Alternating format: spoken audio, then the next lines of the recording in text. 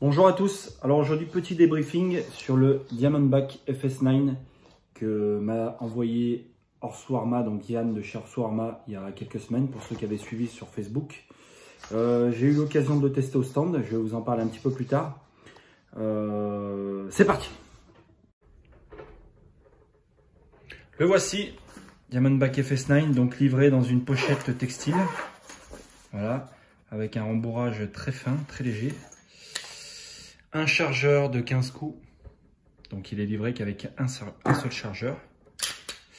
Donc l'arme bien sûr est vide, il n'y a rien dedans. Voilà, donc je vais déjà vous parler des modifications qu'a apporté Yann dessus. Et après je vais vous donner mon avis sur l'arme en général. Donc on a déjà un très beau Cerakote. Ça ressemble à du camo Cryptek, voilà, avec 3 couleurs différentes. Je sais pas si on se rend bien compte en vidéo, mais voilà, c'est très joli, c'est très bien fait, pardon.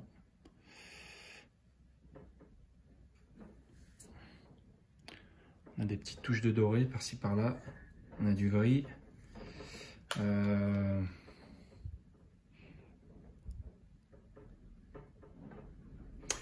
Donc super travail, c'est super joli. Ensuite, Yann a monté dessus une hausse et un guidon LPA. Donc hausse réglable, guidon fibre. Voilà. Et il nous a fait une préparation départ très très bonne, avec un reset très court. Voilà, alors j'ai pas le poids de départ, mais c'est vraiment très agréable, c'est très léger. Ensuite, sur l'arme en elle-même, en global, la prise en main est plutôt bonne. Donc on a le chargeur qui vient s'encastrer dans la poignée. La prise en main est bonne. Bon, c'est carcasse polymère, ça ressemble à du Glock, hein. On aperçoit le percuteur. Donc quand le percuteur est armé, on l'aperçoit. Voilà, là il disparaît, donc l'arme n'est pas armée. On a une petite fenêtre de chambrage, donc on aperçoit la cartouche quand elle est chambrée dedans. Bon, hormis ça, il n'y a rien d'exceptionnel, hein. C'est plutôt joli, on a des serrations à l'avant. Voilà. J'ai eu un petit souci au niveau du verrou de la culasse. Il tient vraiment par le Saint-Esprit. Donc ça arrive que la culasse, quand vous posez l'arme, la culasse se rabatte. Quand on insère le chargeur, avant d'insérer le chargeur à fond, elle est déjà rabattue. Donc voilà, et puis le bouton est très très fin, donc c'est un peu pénible à choper.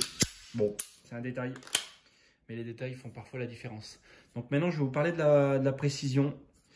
C'est là où ça se corse.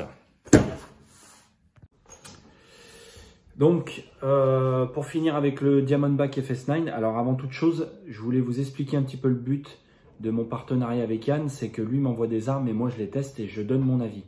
En même temps, j'en profite pour faire des vidéos et partager mon avis sur soit les modifications qu'il a apportées sur les armes, comme vous avez pu les voir avec les précédents CZ, soit sur un modèle comme celui-ci qui est très peu répandu en France. Donc, voilà.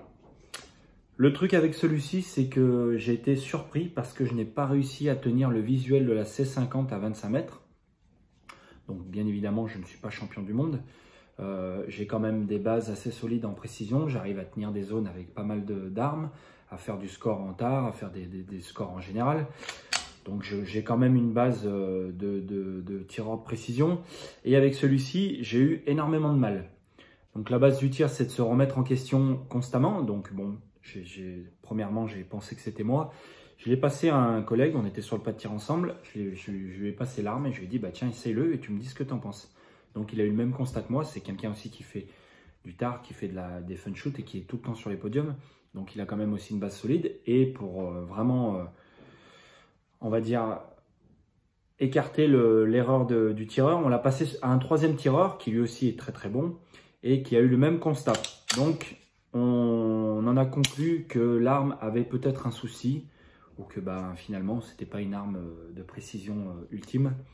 J'ai remarqué sur l'arme J'ai remarqué sur l'arme qu'il y avait quand même pas mal de jeux au niveau du canon, donc du verrouillage du canon.